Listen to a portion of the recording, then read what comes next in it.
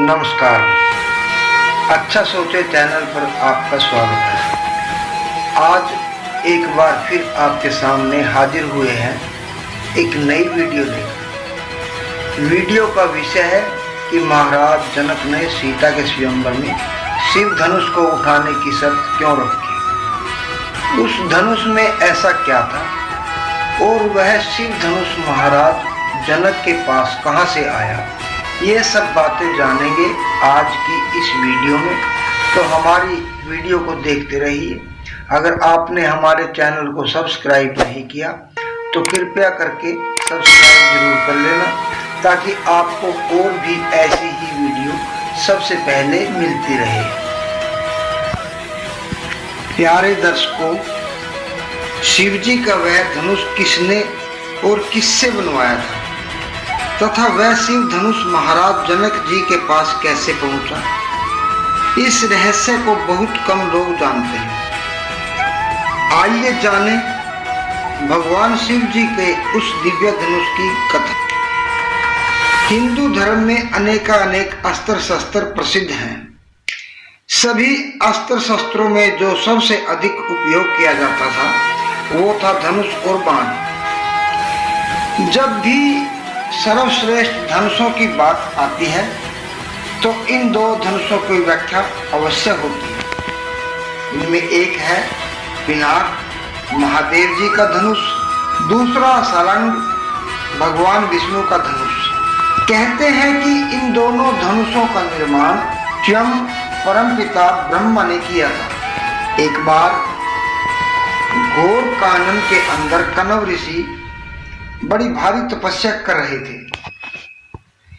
तपस्या करते करते समाधिस्थ होने के कारण उन्हें भान ही नहीं रहा कि उनका शरीर दीमक के द्वारा बांधी बना दिया गया है। उस मिट्टी के ढेर पर ही एक सुंदर बांस उग आया। जब कण्व जी की तपस्या पूर्ण हुई तब ब्रह्मा जी ने प्रकट होकर अपने अमोघ जल के द्वारा कण्व जी की काया को सुंदर बना दिया। ब्रह्मा जी ने उन्हें अनेक वरदान प्रदान किए और जब ब्रह्मा जी जाने लगे तब उन्हें ध्यान आया कि कण्व के शरीर पर उगी हुई बांस कोई साधारण नहीं हो सकती, इसलिए इसका सदुपयोग किया जाना चाहिए। यह विचार कर ब्रह्मा जी ने वह बांस काटकर विश्वकर्मा जी को दे दिया। विश्वकर्मा जी ने उससे दो दिव्य धनुष बनाए, जिनमें एक जिसका नाम सारंग था उन्होंने भगवान श्री हरि विष्णु को दे दिया और एक जिसका नाम पिनाक था वह सदाशिव जी को समर्पित कर दिया। पिनाक धनुष धारण करने के कारण ही शिव जी को पिनाकी भी कहा जाता है। शिव जी ने जिस पिनाक धनुष को धारण किया था उसकी एक टंकार से बादल फट जाते थे और पृथ्वी डगमगा जाती थी। ऐसा लगता था कि मानो कोई भयंकर भूकंप आ गया हो। यह असाधारण धनुष अत्यंत ही शक्तिशाली था। इसी के मात्र एक ही तीर से भगवान शंकर ने त्रिपुरासुर की तीनों नगरियों को ध्वस्त कर दिया। हालांकि कुछ ग्रंथों में देवराज इंद्र को भी इन दोनों का निर्माता बताया गया है, लेकिन अधिकतर ग्रंथों में ऐसा ही लिखा है कि इन दोनों को परमपिता ब्रह्मा ने ही बनाया था और इनमें से एक धनुष सारंग उन्होंने नारायण को और दूसरा धनुष पिनाक महादेव को दिया था। ये दोनों महान धनुष समान शक्तिशाली ही माने जाते हैं। अपने अपने धनुषों को धारण करने के बाद भगवान शिव और भगवान विष्णु में इस बात पर वार्तालाप हुआ कि इन धनुषों में कौन सा श्रेष्ठ है। तब ब्रह्मदेव की मध्यस्थता में दोनों के बीच अपने अपने धनुष से युद्ध आरंभ हुआ। बहुत समय तक युद्ध चलता रहा पर कोई निर्णय नहीं निकला। तब ब्रह्मा जी के अनुरोध पर दोनों ने युद्ध को समाप्त कर दिया और उनसे पूछा कि पिनाक और सारंग में कौन सा धनुष श्रेष्ठ है। तब परमपिता ने कहा कि इन दोनों धनुषों को मैंने अपने सर्वश्रेष्ठ कौशल से बनाया है और इसी के कारण इन दोनों के बीच का अंतर बता पाना संभव नहीं है। ये सुनकर महादेव रुष्ट हो गए और उन्होंने पिनाक को त्याग दिया। उन्होंने श्री हरि से कहा कि अब आप ही इस धनुष को भंग कीजिए। तब श्री हरि विष्णु ने कहा कि समय आने पर मैं आपकी इच्छा अवश्य पूरी करूंगा और इसका नाश कर दूंगा। कुछ शास्त्रों में इसके रचयिता भगवान शिव को भी माना गया है। जब तारकासुर नामक असुर के पुत्र तारकाक्ष विद्युतमाली और कमलाक्ष ने कठोर तपस्या करके भगवान शिव को प्रसन्न किया, फिर भगवान शिव से त्रिपुर मांग लिया। भगवान शिव ने उन्हें यह वरदान दे दिया। त्रिपुर एक ऐसा लोक था जहां उन तीनों को कोई नहीं मार सकता था, ना मनुष्य, ना देवता, ना कोई किन्नर उन्हें परास्त कर सकता था। वह तीनों अपराजित हो गए थे, उन्हें मारना असंभव हो गया था।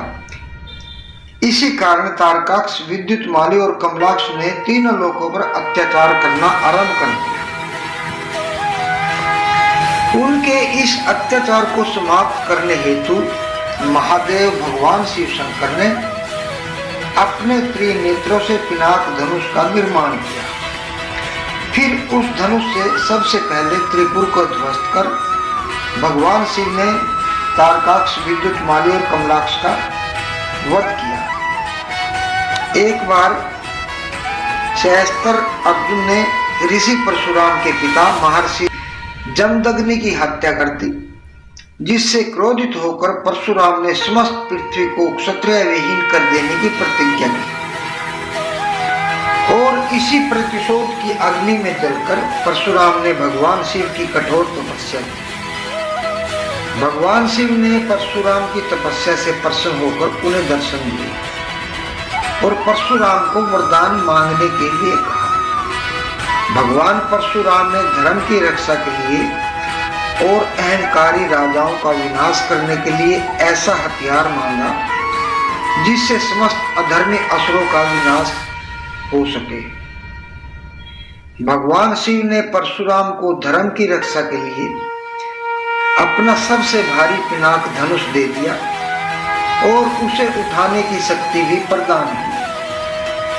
तब से पिनाक धनुष भगवान परशुराम के पास रहता। परशुराम उस धनुष की नित्य पूजा अर्चना करते थे। एक बार माता सीता सहित राजा जनक परशुराम जी के आश्रम में शिवरात्रि की पूजा हेतु आए हुए थे। वहां पर अकस्मात ही माता सीता ने पिनाक धनुष को छुआ और फिर उसे क्षण भर में ही उठा लिया। जिस धनुष को उठाने के लिए हजारों की संख्या में सैनिक चाहिए थे, वही माता सीता द्वारा पिनाक धनुष को उठाते ही सृष्टि में हाहाकार मच गया। सारा ब्रह्मांड मानो हिलने लगा, जिससे भगवान परशुराम की तपस्या भी भंग हो गई और वे तुरंत पिनाक धनुष के पास पहुंचे। भगवान परशुराम भी धनुष को माता सीता द्वारा उठाते देख आश्चर्यचकित रह गए। परशुराम के वहां आ जाने से माता सीता क्षमा मांगती है और धनुष को रख देती है। बिना अनुमति के उठाने पर राजा जनक भी सीता की ओर से परशुराम जी से क्षमा मांगते हैं। तभी परशुराम जी कहते हैं कि जिस कार्य के लिए यह धनुष मैंने भगवान शिव से मांगा था, हे राजन, वह कार्य पूरा हो चुका है। इस धनुष को भगवान शिव के अलावा मैं ही धारण कर सकता था, अन्य कोई नहीं। अब सीता द्वारा इस धनुष को उठाने पर इसकी उपयोगिता के संकेत हमें स्पष्ट दिखाई पड़ते हैं। कि ये निश्चित रूप से अकस्मात नहीं है, इसके पीछे भी भगवान शिव की ही इच्छा है। इसलिए इस धनुष को मैं तुम्हें सौंपता हूं। भगवान परशुराम राजा जनक से कहते हैं कि हे राजन, जो भी इस धनुष पर प्रत्यंचा चढ़ाएगा वही आपकी पुत्री का योग्य वर होगा। ऐसा कहकर परशुराम पिनाक धनुष को राजा जनक को सौंप देते हैं। फिर राजा जनक पिनाक धनुष को लेकर अपने राज्य की ओर चल पड़े। हजारों की संख्या में सैनिकों ने उस धनुष को उठाया और एक बहुत ही बड़े वाहन पर उस रथ को राज्य की ओर ले जाया गया। सीता के जवान होने पर महाराज जनक ने घोषणा की कि जो भी सीता से विवाह करना चाहता है उसे इस दिव्य धनुष को उठाना होगा और इसकी प्रत्यंचा चढ़ानी होगी।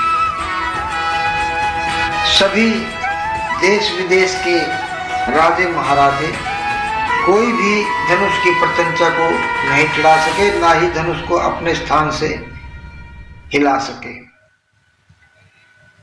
अयोध्या के राजकुमार श्री राम और लक्ष्मण अपने गुरु विश्वामित्र के साथ भी सीता का विवाह देखने के लिए आए हुए थे।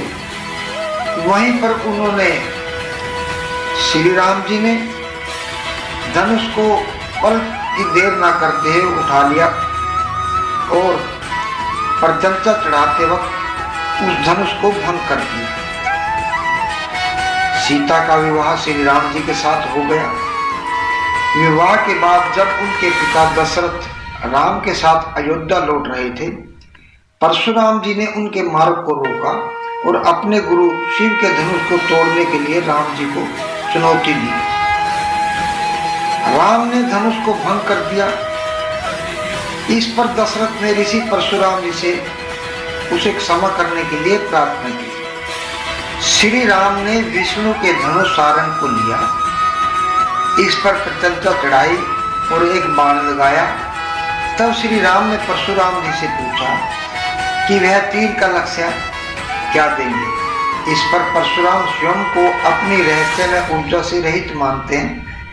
वह महसूस करते हैं कि राम ही विष्णु जी का अवतार है और इसके बहाने श्री राम जी ने भगवान शिव को दिए हुए वचन को भी पूरा किया कि वह समय आने पर इस पिनाक धनुष को भंग कर देंगे। तो साथियों, यह थी कथा सीता का स्वयंवर में शिव धनुष को भंग करने की। इसके पीछे भगवान शिव शंकर और भगवान विष्णु का एक ही उद्देश्य था कि पिनाक धनुष को भंग करना। तो साथियों, आपको यह कथा कैसी लगी कृपया करके कमेंट बॉक्स में जरूर बताना। अगर अच्छी लगे तो लाइक और शेयर जरूर कर देना। अगर हमारे चैनल को सब्सक्राइब नहीं किया है तो कृपया करके चैनल को सब्सक्राइब जरूर कर लेना, ताकि और ऐसी ही वीडियो आपको बराबर मिलती रहे। ऐसी ही एक और वीडियो लेकर फिर मिलते हैं। तब तक देखते रहिए अच्छा सोचे। नमस्कार, जय श्री राम।